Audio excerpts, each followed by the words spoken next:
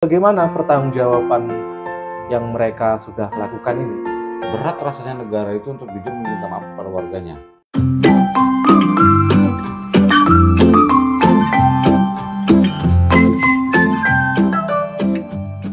Assalamualaikum warahmatullahi wabarakatuh. Waalaikumsalam warahmatullahi wabarakatuh. Salam penegakan hukum, salam sahabat Kalibata. Sahabat Kalibata. Selamat malam Mas Aryo. Malam Bang Roy. Jadi sekali lagi ini Ketua LBH Palangkaraya. Jadi malam ini kita ngobrol singkat Mas Aryo biar publik tahu. Yap. Anggap aja ini pengumuman lah kepada publik atau masyarakat luas.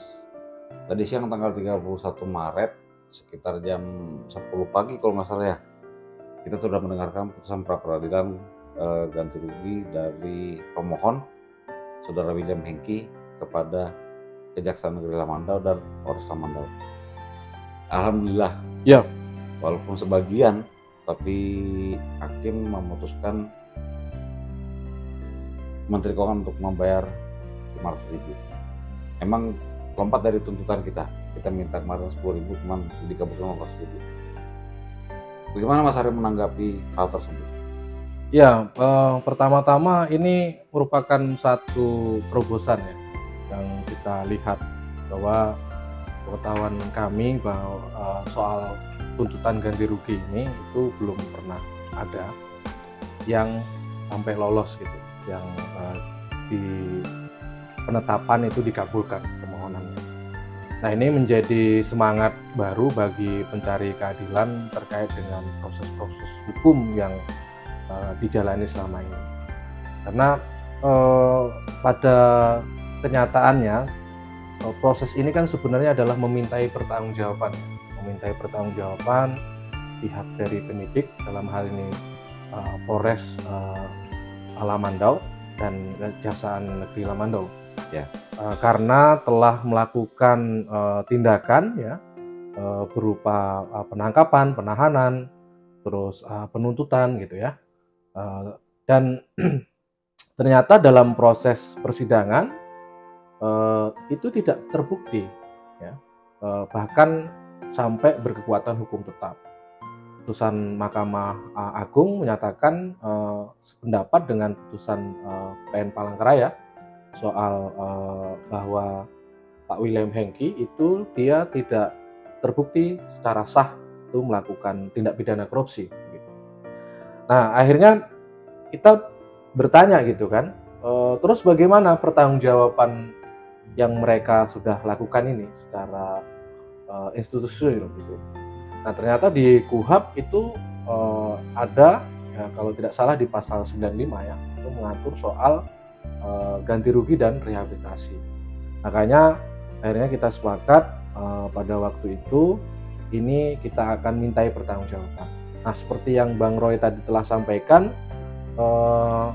lewat Ketua Hakim Tunggal gitu ya, Pak Erham menyatakan permohonan pra peradilan soal ganti rugi itu diterima, walaupun konteks yang lain soal rehabilitasi berupa permintaan maaf dari kejaksaan maupun kepolisian itu tidak diterima.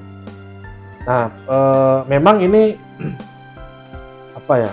tidak sesuai tadi yang kita cita-citakan, kita harapkan. Karena kan sebenarnya juga proses untuk koreksi ya, mengoreksi tindakan dari aparat penegak hukum ini, apakah dia sudah sesuai atau tidak gitu. Kalau dia sudah sesuai dengan peraturan perundang-undangan, seharusnya tidak ada yang bebas gitu. Tapi faktanya ada yang bebas, dan di kasus ini Pak Hengki itu bebas gitu. Tapi sekali lagi kami berpendapat bahwa putusan ini kita patut apresiasi dan bisa menjadi harapan baru bagi para pencari keadilan ya, bahwa kasusnya itu memang benar hanya titipan, bukan memang kasus yang sifatnya itu memang ada pelanggaran. Ya, jadi saya juga berharap Mas, ini melalui kejadian Pak William Hengki. Ya. Saya ingat dulu waktu pertama kali kita sidang di Tipikor. Yep. Saya kan kebetulan banyak dengar suara-suara tuh. Jadi masyarakat juga biar tercerahkan lah dengan kejadian ini. Artinya kalau seseorang ditetapkan tersangka belum berarti dia bersalah. Betul. Artinya ada proses yang harus diikuti. Cuman dalam hal ini saya tadi siang agak kecewa karena memang di awal saya sama Letara sempat diskusi. Berat rasanya negara itu untuk jujur meminta maaf pada warganya. Itu udah umum terjadi Mas Iya, Aryo. iya. Artinya ya mungkin beberapa waktu yang lalu Mas Aryo juga dengar ada oknum orang pajak mengelapor pajak, sementara kita warga disuruh taat pajak. Betul. Artinya gimana Mas Aryo melihat penegakan hukum ini tadi? Nah, ini menjadi salah satu gerbang gitu ya bagi kita semua, khususnya bagi masyarakat, dan harapannya bahwa ini membuka mata kita semua, membuka ruang kesadaran kita semua terkait dengan hukum, bahwa proses peradilan ternyata tidak cukup hanya di ruang peradilan saja, karena pada faktanya ini perlu ada space lagi ya, semacam edukasi semacam ini ya, terkait dengan untuk melihat sejauh mana perilaku ya dari para aparat-aparat ini, penegak hukum ini, itu sudah sesuai atau tidak. Jadi perlu ruang kontrol. Nah, sayangnya memang di dalam putusan ini itu tidak mengabulkan soal permintaan maaf. Padahal ini yang menjadi tujuan utama ya, utama terkait dengan proses pra peradilan ini. Dan lagi-lagi yang kita mohonkan itu sesuai dengan aturan perundang-undangan. Ini saat proses persidangan termohon 2 sebenarnya mengatakan ini tidak ada dalilnya gitu. Dan ini tadi kita sudah ketahui bersama bahwa termohon 2 ini adalah Kejaksaan Negeri Lamandau, mengatakan permohonan pra peradilan pasca putusan bebas itu tidak ada katanya. Kita dianggap mengada-ngada. Nah, ini ternyata tidak seperti itu. Kita lakukannya sesuai dengan aturan. Artinya dalam konteks ini aja mereka yang seharusnya menjalankan aturan itu, mereka tidak mau melakukan itu, mereka tutup-tutupi. Karena mereka tidak mau mengakui mereka punya kesalahan. Nah, poin pentingnya sebenarnya dalam konteks ini adalah bahwa ada satu unsur ya, walaupun tadi tidak kita dengarkan secara tegas gitu ya, karena belum mendapatkan salinan putusan, bahwa dalam KUHP 95 itu salah satu syarat untuk mendapatkan ganti rugi dan rehabilitasi itu karena para penyidik atau para penegak hukum ini itu salah satunya unsurnya adalah salah menerapkan aturan peraturan perundang-undangan. Nah, dalam hal ini karena tadi permohonan kita dikabulkan, poin itu yang menjadi catatan penting. Nah, ini sebenarnya bisa menjadi bahan evaluasi ya, bahwa proses yang sebelumnya itu tidak benar dilaksanakan, tidak sesuai dengan aturan perundang-undangan. Tapi boleh tidak kita simpulkan gini Mas Aryo? Saya masih ingat tadi itu ada amarnya mengatakan Ya. memerintahkan Menteri Keuangan untuk membayar Rp500.000. Yap. Artinya kan tidak mungkin ujuk-ujuk hakim memerintahkan membayar Rp500.000 Betul, kalau tidak betul. ada kesalahan. Betul. Yang jadi masalah sekarang kan pihak dari penyidik dan penuntut umum fair tidak mengakui bahwa mereka Ya, ada kesalahan. ya. Itu jadi masalah kan? Nah, yang dalam hal ini kami sebenarnya meminta dan dari awal ya, walaupun dalam aturan ini masih perdebatan, Ya. tapi dalam konteks ini kita harus berpikir hukum yang ke depan gitu ya, tidak hanya stagnan di sini. Kalau kita juga mengaca kepada KUHP yang ada, itu juga selalu berkembang. Awalnya objek pra peradilan itu dia lingkupnya hanya disesuaikan dengan KUHP, Ya. gitu. Tapi pada faktanya ada putusan bahkan penetapan tersangka itu bisa menjadi masuk. Nah, sekarang juga soal rehabilitasi yang belum ada aturan ini. Tapi kalau nanti ada hakim yang progresif dan mengatakan itu wajib, tidak ada soal menurut kita. Nah, ini yang sebenarnya yang kita perlu dorong, bahwa ini satu hak yang harus didapatkan, karena kalau kita menggali lagi, dan ini juga tertuang dalam permohonan pra peradilan kita, itu kita mengutip soal di konstitusi KUHP itu berdasarkan hak asasi manusia. Ini hukum yang tertinggi menurut kita ya. Bahkan di Undang-Undang Dasar kewajiban untuk memenuhi hak asasi manusia itu adalah pemerintah. Hal ini dalam hukum pemerintah diwakili oleh siapa? Kepolisian dan kejaksaan, kan begitu. Nah, prosesnya seharusnya karena dia ada kesalahan, telah menangkap orang, membuat menderita orang, gitu ya, dia harus meminta maaf. Setidaknya secara moral menunjukkan bahwa ini bukan dendam pribadi, bukan persoalan antara seseorang yang kebetulan jadi jaksa terus dengan Hengki, kan tidak seperti itu. Tapi ini persoalan antara institusi. Dia sebagai negara yang harus membuktikan. Nah, problemnya dia tidak bisa membuktikan Hengki itu bersalah, maka dia harus meminta maaf, kan gitu. Supaya apa? Ini menjadi pembelajaran ke depan supaya tidak ada hukum yang semena-mena. Supaya ini memang betul-betul penyidikan, peningkatan status tersangka dan segala macam itu harus sesuai dengan aturan, sehingga tidak memungkinkan sama sekali bahwa kalau sudah ditetapkan itu terus diputus bebas, kan gitu.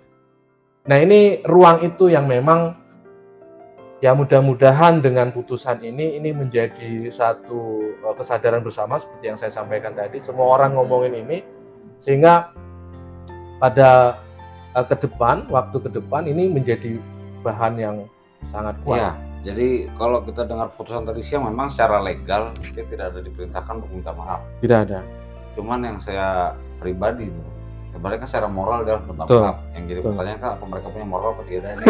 Saya jadi masalah nih. Jadi ini tadi setelah sampai mana nih, Pak William Hengki sudah tahu belum ini, Mas Aryo? Sepertinya sudah ya. Sepertinya sudah, walaupun lagi-lagi karena posisinya beliau di Kinipan. Nah, ini kalau saya agak melebar sedikit ya, Bang Roy dan sahabat Kalibata, bahwa yang kita lakukan melakukan pendampingan Pak William Hengki ini tidak hanya pribadi Pak Hengki, tapi juga Kinipan. Nah, ini betapa cerminan tadi nyambung sedikit sampai hari ini tahun 2023 Kinipan itu, ini agak lebar ya, tapi ini akan menggambarkan ya betapa tidak adilnya pemerintah atau negara ini terhadap Kinipan. Di sana tidak ada sinyal, Bang Roy, tidak ada listrik, tidak ada aspal. Jadi apa ya, terisolir gitu loh. Jadi ya pasti akan proses yang terhambat untuk informasi dan semacam. Dan ini gambaran sisi lain bahwa kasusnya sendiri akhirnya yang kita sejak awal kita omongkan bahwa ini kriminalisasi, dan kita buktikan juga waktu di pengadilan ada penguasa yang mengatakan kamu pasti akan dipenjara gitu. Kalau enggak, aku enggak mungkin karena aku masih satu periode lagi kayak gitu. Tapi ini terbantah, dan ini lagi-lagi bahwa keadilan itu masih terus harus diperjuangkan oleh Kinipan. Ini yang membuat kita miris sebenarnya. Ya, emang kalau itu udah masalah di Indonesia dulu Mas Aryo. Jadi kalau namanya ada persamaan itu berat. Ya. Mungkin saya menduga jangan-jangan Pak William Hengki kemarin buru-buru dikembalikan jabatannya mungkin karena gugatan ini juga nih. Ya, ini memang kita perlu sampaikan juga kepada publik ya, bahwa proses pengembalian jabatan Pak Hengki itu yang seharusnya juga setika ya, kalau berada di aturan perundang-undangan gitu. Dan itu kan beliau itu disahkan atau di SK-kan oleh bupati gitu ya. Tapi yang terjadi kemarin yang memberikan SK itu camat. Ya sebenarnya, ya sebenarnya tidak ada soal. RT pun bisa gitu kalau hanya memberikan. Tapi kan yang SK kan ini bupati. Setidaknya ya ini bagian dari pemerintahan, apapun itu persoalannya, dan ini sudah diputus bebas secara inkrah gitu ya. Tidak ada yang ditutup-tutupin gitu. Artinya tidak ada juga intervensi. Nah, ini seharusnya dimanusiakan. Tidak bahwa ini ada hal-hal yang lain kaitan dengan politik atau aspirasi dari Pak Hengki sendiri mengizinkan dia sampai segitunya gitu mendapatkan perlakuan gitu. Ya, tadi itu balik ke moral lagi tuh Mas Aryo. Moral lagi Mas Aryo. Betul. Ini Mas Aryo nih, karena Pak Hengki itu tidak lepas dengan sosok perjuangan laman adat Kinipan. Betul. Jadi Mas Aryo juga dari teman-teman NGO nih, apa ke depan langkah-langkahnya teman-teman NGO? Ya, kita masih ada persoalan pokok sebenarnya, persoalan utama. Kita melihat kriminalisasi yang dihadapin oleh Pak Hengki dan kita bisa lewati dan kita bisa buktikan bahwa itu memang benar kriminalisasi, artinya diada-adakan, bukan kesalahan tindak pidana. Nah, ya kita harus tetap bersuara ya, karena proses ini juga yang kita pikirkan kemarin untuk memberikan satu pemahaman, karena terkait pemahaman terhadap siapa? Ke penegak hukum. Karena begini Bang Rey, masih ada beberapa warga yang statusnya masih tersangka sampai hari ini. Ya, saya Ya. tahu. Artinya ini ada potensi dan kita tidak tahu kapan, entah hari ini, entah besok, mereka akan dinaikkan lagi, ditahan dan segala macam. Nah, proses ini sebagai pengingat bahwa masih ada orang-orang yang peduli dengan Kinipan, walaupun tadi dia jauh. Kalau dari Palangkaraya itu perlu 12-14 jam. Jauh banget Mas Aryo. Jauh banget. Makanya. Tapi masih ada yang peduli. Nah, ini harapannya kami mengajak lewat kanal YouTube Sahabat Kalibata ini tetap, karena persoalan yang utama soal wilayah adat mereka yang hari ini diganggu oleh perusahaan itu masih belum clear. Pemerintah daerah juga masih belum mengakui identitas mereka sebagai masyarakat adat. Nah, upaya kami ya terus melanjutkan perjuangan ini gitu. Ya, kami Sahabat Kalibata mendukung. Makasih. Memang kadang-kadang untuk mendapatkan keadilan perlu kegaduhan Mas Aryo. Cuma kadang-kadang kegaduhan itu orang berpikir kegaduhan itu berkonotasi negatif, Ya. padahal tidak selalu. Jadi saya rasa begitu Mas Aryo. Makasih Bang Roy. Terima kasih atas kunjungannya, mudah-mudahan bisa berjuang terus. Amin, Semoga amin. rakyat. Oke, rekan-rekan Sahabat Kalibata, demikian dulu. Terima kasih kepada Ketua LBH Palangkaraya. Demikian dulu, salam Sahabat Kalibata. Assalamualaikum warahmatullahi wabarakatuh. Waalaikumsalam.